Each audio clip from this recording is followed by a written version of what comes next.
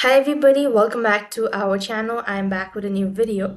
In today's video, I'll be showing you the ways to subscribe to Peacock Premium. To subscribe to Premium, you could follow these steps. Now you could go ahead and use an application or a browser. Either way, the procedure will remain the same. Now I'm using a web browser, so on the search box, you want to type in www.peacocktv.com/unavail/. When you do it so, you'll be taken to the home page, which is going to look something like this. At the top right corner, you could find out two different options, that is either to sign in or get started. If you already have an account, press the sign in button, and to get started with the creation of your account, click on get started.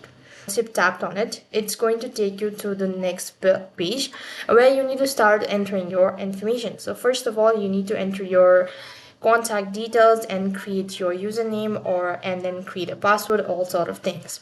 Moving on, you have to go ahead and enter in your billing address. So for the billing address, you want to go ahead and link your credit card.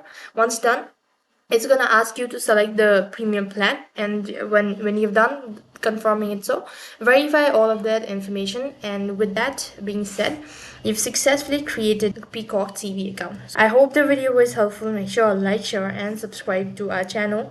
Thank you for watching. See you in the next video.